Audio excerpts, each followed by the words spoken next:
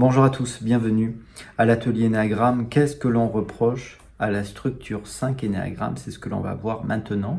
Il n'y a pas de bonne et de mauvaise structure. Voilà, vraiment, c'est le premier enjeu, c'est de découvrir notre structure Énéagramme. C'est la manière dont le mental filtre l'expérience.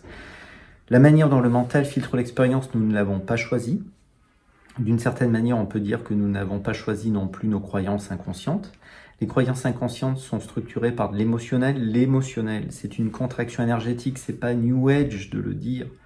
Hein, si on se repose sur des choses qu'aime le 5, Einstein l'a démontré, tout dans l'univers, c'est de l'énergie. Donc la contraction énergétique, qui est là à travers la gorge, la boule dans le ventre, le poids sur les épaules, cette contraction énergétique va structurer des peurs, enfin des croyances et puis donc des comportements. L'énéagramme ne s'attache pas au comportement, mais aux motivations. Qu'est-ce qui me pousse à agir ainsi? Qu'est-ce qui me pousse à me mettre en retrait en tant que 5, par exemple? Et qu'est-ce qui me pousse justement à vouloir acquérir de la connaissance, du savoir, et de porter cette idée peut-être qui sera jamais évoquée, d'être plus intelligent que d'autres, en tout cas sur certains sujets. On est déjà en train d'évoquer peut-être ce que l'on est en train de reprocher à la structure 5. Donc si vous voulez comprendre un profil, je ne vais pas représenter l'énéagramme, il y a tellement de vidéos voilà, qui a été faite, mais pour moi vraiment il y a quelque chose d'important, c'est de garder à l'idée qu'un profil énéagramme n'est pas un point perdu au bord d'un cercle. Voilà, je pense que c'est important que si vous voulez saisir la profondeur d'un profil énéagramme, la manière dont le mental est structuré pour le 5, eh bien il faut le regarder à travers la désintégration, point 7, l'intégration, point 8, et les ailes. Les ailes, c'est le 5 et le 4. Donc je ne sais pas trop ce qui va se dire dans ces vidéos, parce que vous voyez bien, c'est très spontané. Et encore une fois, ce qui est important, ce n'est pas ce que je vais dire, mais qu'est-ce que vous ressentez? Est-ce que vous sentez que ça résonne juste ou pas? La remise en question est importante et on est déjà en train d'évoquer une problématique pour le 5. C'est que le 5 finalement remet peu en question son savoir. Alors peu importe comment vous voulez appeler ça, savoir, connaissance, intelligence, ces mots-là ne veulent rien dire. Pourquoi? Parce que ces mots-là vont être de beaucoup colorés par le milieu socio-culturel, par la tradition, par l'endroit dans lequel vous êtes né, tout simplement dans lequel vous vivez. Si vous voulez faire un débat sur la différence entre l'intelligence, le savoir et la connaissance, et que vous êtes au Japon, au Burkina Faso, en Europe ou au Brésil, vous n'allez pas être déçu du voyage. Vous n'allez pas être déçu de voir qu'il va se dire des choses très différentes et qu'il va être très difficile de faire un regroupement d'informations à un moment donné. Donc, ce qui est important, encore une fois, c'est de pouvoir, à un moment donné, remettre en question ce que je crois être la vérité. Parce que le 5 cherche une vérité. En fait, il cherche à tout savoir. Bien sûr, c'est un fantasme à un moment donné qu'il est appelé à dépasser. Et un 5 qui va bien, à un moment donné, va se concentrer sur un sujet en particulier. Il va devenir plus spécifique. On peut simplement reconnaître dans une première partie de la vie, enfance, adolescence, même âge adulte, il va passer un petit peu, il va papillonner un petit peu, il va aller vers plein de choses très différentes. Il va s'intéresser un petit peu à ceci, à cela, puis autre chose. Parce que le 5 involue en 7. Donc, si vous voulez, encore une fois, saisir un profil énéagramme, faut le garder ouvert dans toutes ses dimensions. Un profil énéagramme n'est pas un petit point, encore une fois, perdu au bord d'un cercle. Vous ne pouvez pas saisir un profil énéagramme si vous le dissociez, entre guillemets, du point 7, du point 8, du point 4 et du point 6. Je ne représente pas l'énéagramme dans cette vidéo, on n'est pas un numéro, rassurez-vous. Voilà, c'est un système ancien. Et naturellement, on a pu faire dire beaucoup de choses à cette figure, et beaucoup de choses ont été écrites aussi sur cette figure. Alors admettons que le 5 fasse une petite recherche sur Internet, et puis il lit comme ça que l'énéagramme faisait partie un petit peu, c'était un enseignement un petit peu caché, avec une initiation. Ah, c'est bon, il dit ok, c'est quelque chose d'ésotérique, j'en veux plus. Ce n'est qu'un exemple, hein. Mais combien d'êtres vont se faire influencer comme ça par quelque chose qu'ils ont lu ou qui a été dit par ce qui pour eux représente une forme d'autorité, et ensuite il n'y a plus de remise en question. Mais combien d'aides partagent totalement gratuitement? Combien d'aides vous partagent des informations sur l'énéagramme sans rien vous demander du tout? Voilà, juste pour le plaisir de partager. Voilà. Alors bien sûr, on peut toujours faire un rendez-vous en ligne si vous voulez approfondir un aspect. Voilà, il n'y a pas de problème avec ça. Mais personne ne vous demande rien. Voilà, c'est encore une fois, c'est important de le dire. Donc, l'énéagramme, le premier enjeu, ça va être bien sûr de découvrir la manière dont le mental filtre l'expérience, comprendre qu'on n'a pas forcément choisi ce filtre-là, comprendre que l'on peut dépasser aussi certains freins. On peut aller voir la peur d'être idiot, c'est une peur plus ou moins inconsciente, la peur de ne pas savoir, qui correspond au 5, au fait qu'il a été envahi dans son enfance. Alors soit il a été envahi émotionnellement, on lui en a trop demandé, soit il a été trop stimulé intellectuellement, c'est pareil, à un moment donné, peut-être qu'il s'est dit qu'il n'était pas à la hauteur, et donc naturellement, à un moment donné, tout ça, ça nous freine. Et on peut rappeler simplement, hein, c'est un tout petit élément théorique, et puis après on va évoquer simplement le sujet de cette vidéo, mais vous le sentez, il est déjà en filigrane. On peut simplement rappeler qu'il est dans le centre de la compréhension mentale, voilà, que l'énéagramme, avant de représenter 9 univers, vous avez 3 mondes qui sont bien définis. Vous avez le centre instinctif.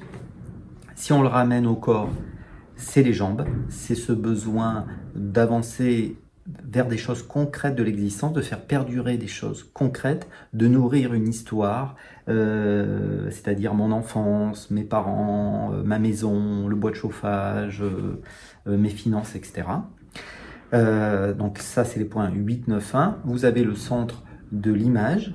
L'image, ça va être aussi finalement ce besoin d'être validé par les autres, parce que le 2, le 3 et le 4 ont du mal à se valider eux-mêmes. Donc là, il va y avoir encore 3 stratégies différentes. Et puis, vous avez les points 5, 6, 7. Et là, on est vers la compréhension et surtout se prémunir de la peur. 8, 9, 1, besoin de se prémunir, on va dire, de la colère, pour le dire ainsi. C'est un mot un peu générique, mais on peut le dire comme ça. 2, 3, 4, de la tristesse. Et là, on peut dire que 5, 6, 7, c'est la peur. Le 5 a peur du monde extérieur. Donc comme j'ai peur du monde extérieur, j'ai besoin de me remplir de connaissances. Et une fois que j'ai validé une connaissance, il n'y aura pas de remise en question. Attention à ne pas rentrer dans quelque chose de dogmatique. Encore une fois, il y a plusieurs formes d'intelligence. On ne va pas les évoquer, je ne suis même pas sûr de les connaître. Par exemple, vous pouvez simplement considérer que Erika, qui s'est installée seule sur un petit plateau en Auvergne, au bout de 15 ans, maîtrise la permaculture, même si elle n'a jamais lu aucun livre sur la permaculture. Elle a fait des essais, elle a fait des associations d'idées, de culture, et puis elle s'est rendue compte à un moment donné que certaines choses ne marchaient pas, d'autres marchaient. Donc au lieu de partir sur quelque chose qui est un petit peu dogmatique, au lieu de faire une petite recherche sur Internet et de dire, alors ça s'associe pas, alors attends, la betterave, je ne peux pas l'associer avec tel légume, elle l'a expérimenté.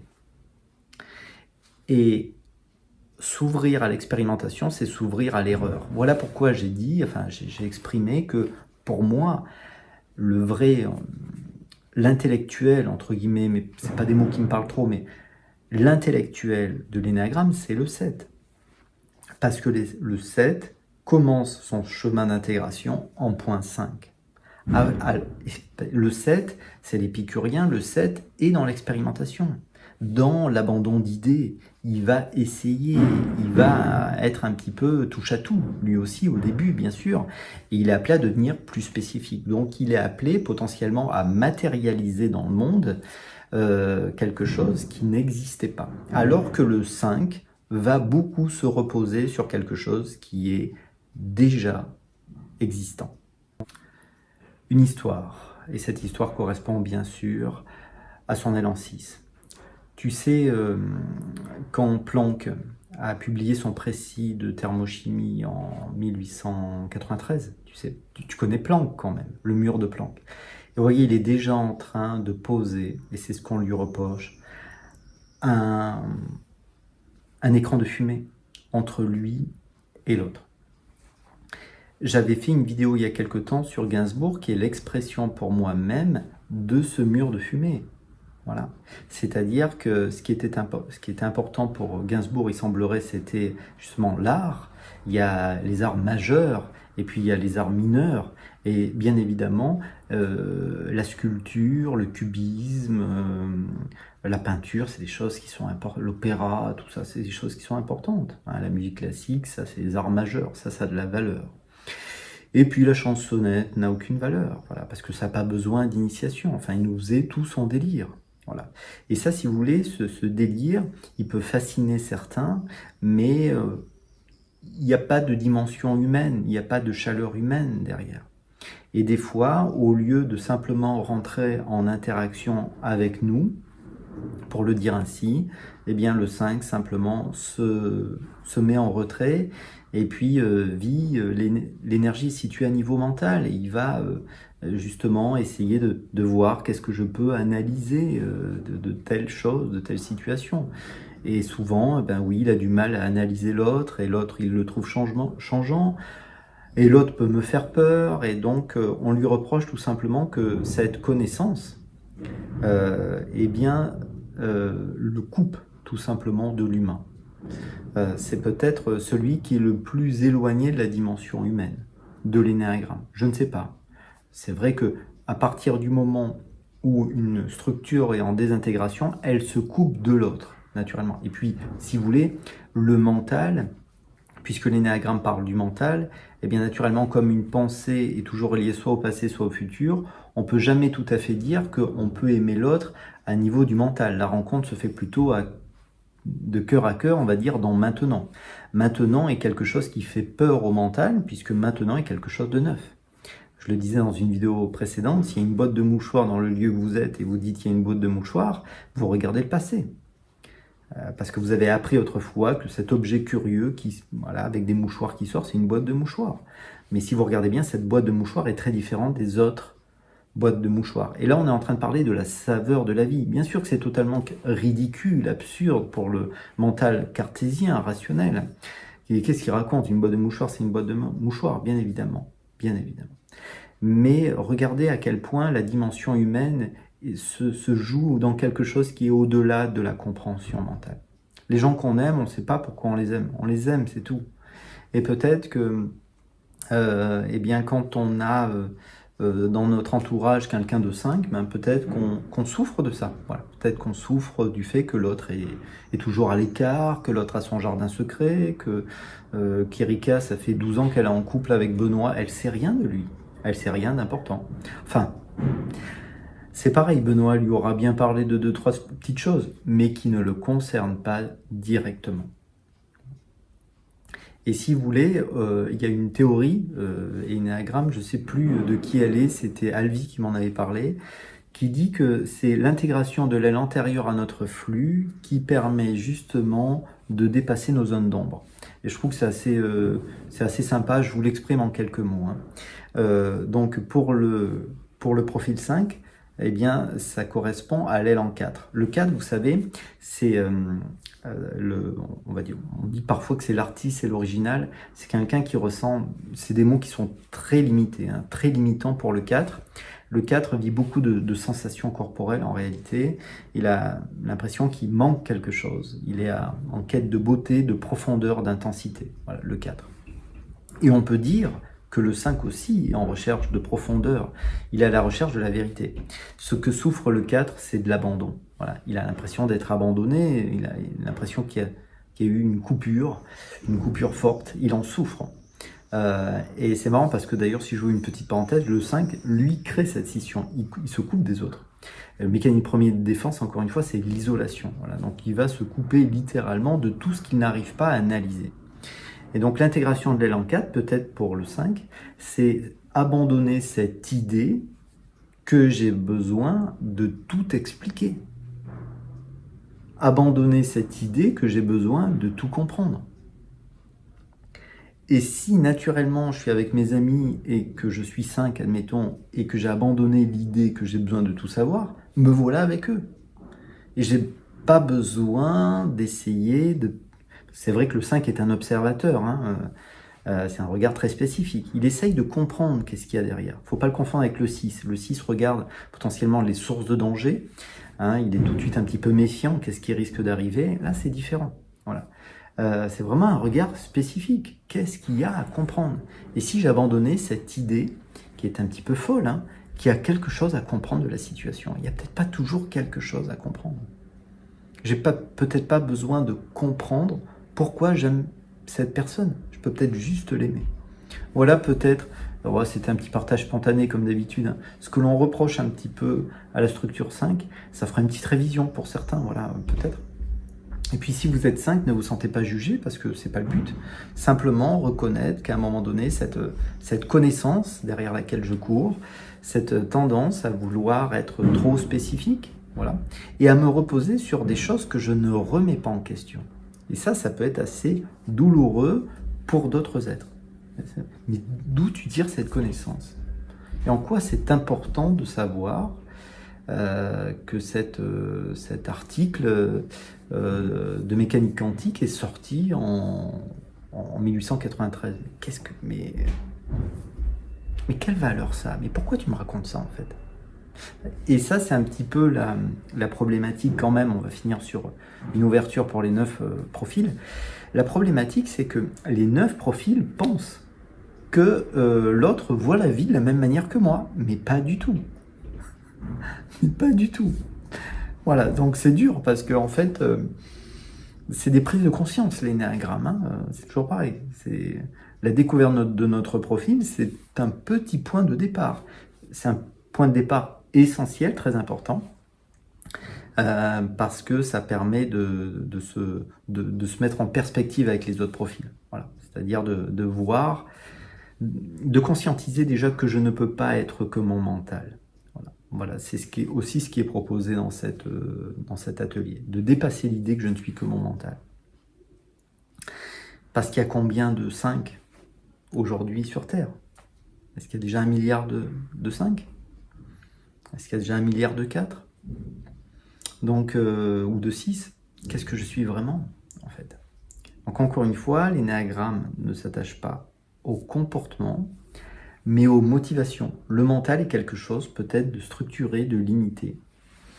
Et donc, naturellement, s'il est limité, il a tendance à voir la vie de manière limitée. Il a tendance à voir les ressources de manière limitée. Lui qui se sent souvent aride, hein, le 5 souvent se sent aride, il se sent sec. Et pourtant, il est très sensible, c'est très spécial. On peut dire que le 5 pleure très rarement, ou ça sera toujours à l'abri des regards, parce qu'il semble coupé d'une dimension, voilà, d'une dimension plus humaine. Voilà. Ça, faut pas juger parce que le 4 le vit aussi, ça, pour le mental. C'est-à-dire, autant le 5 n'est pas très intéressé par tout ce qui est émotionnel, autant le 4, de la même manière, n'est pas très intéressé par tout ce qui est cartésien, rationnel. Il trouve ça d'un ennui terrible, souvent. Donc, vous voyez, c'est des univers, il ne faut pas les juger, il faut juste essayer d'être un peu en compassion avec ces profils. Admettons. Allez, ici s'arrête cette petite causerie, peut-être. À bientôt. Voilà, au revoir.